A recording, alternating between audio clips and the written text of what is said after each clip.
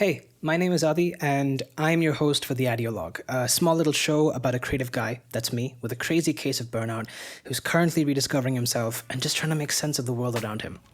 Let's get it.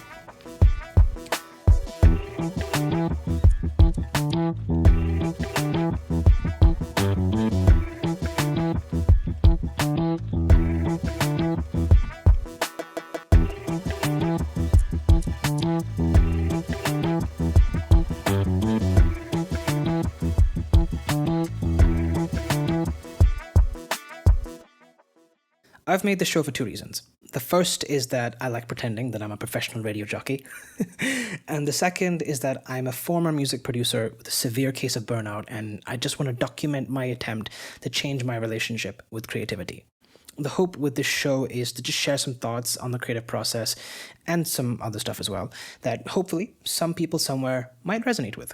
So, whether you're also a creative person like me who's experienced burnout or just someone who needs a quick podcast to listen to on their way to work, grab some coffee, find a nice seat, or I guess wear your seatbelt, and just relax.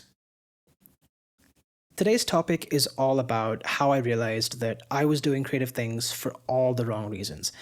For as long as I can remember, I've been someone who's defined himself by how well I can put my creativity to use. I've done everything. I've made music, visual art, films, podcasts, stories, plays, you name it. But despite most of it being fun, I think over time the joy of creating things has gradually been overtaken by an inherent need to constantly outdo myself. Seriously, I don't think there's been a single project where I haven't thought to myself, this could use some fine tuning. And I guess over time, this has translated into a lot of effort spent on things that most other people don't even notice. This perfectionism and obsession over the tiny details has pretty much defined how and why I do art, to be the best that I can be, and nothing less. Don't get me wrong, this has absolutely had its benefits. There's an attention to detail, for example, that I've cultivated that has helped me, get high grades at school and get good praise from my colleagues when it comes to work. And yeah, even make some good songs as well. But that being said, more often than not, nitpicking at my work has led to the feeling that most of what I make will never be ready for public consumption. And therein lies the problem. I can start things, but I rarely finish them. I have always believed that art is a medium for connection. Nothing feels better than someone telling you that what you made was a certified banger and that it changed their life. Nothing also beats finding people who share the same love for whatever you make the exact same way that you do. However, if you're only making art for connection, then what happens when nobody understands your art the way that you do? What if, despite outperforming yourself each time, you still feel like you're not doing enough to impress your friends, your family, and the internet? Without getting into too much detail, after some much-needed reflection, I have realized that my making art is inextricably connected to my need for validation. What started as a fun experiment in my bedroom, making electronic music with a computer, became something I was quote-unquote known for in my social circle, and that I was naturally good at, unlike pretty much everything else in my life. Coupled with some people-pleasing tendencies, I became motivated to dig deeper into my craft to, get the people whose opinions I valued more than my own to notice me, and to think that I was worth being around. Yeah.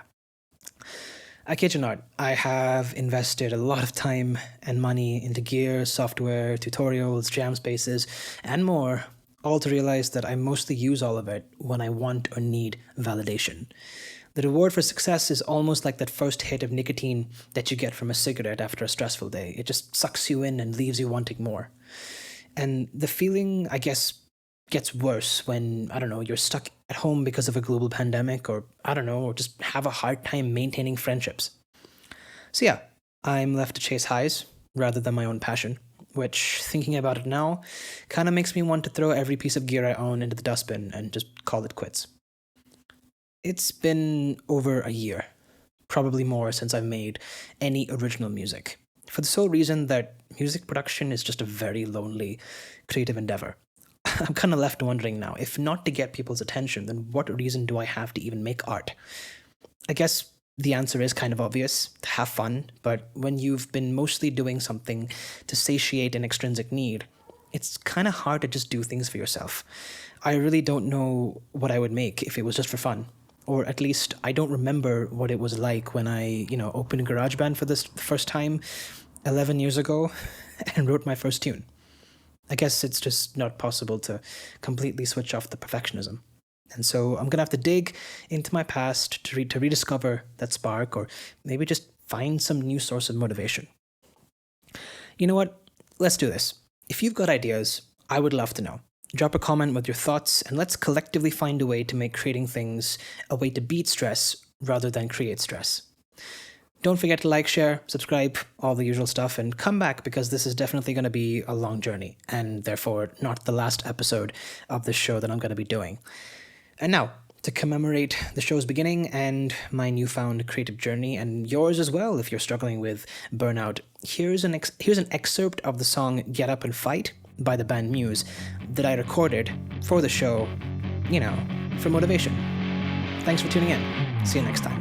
Get up!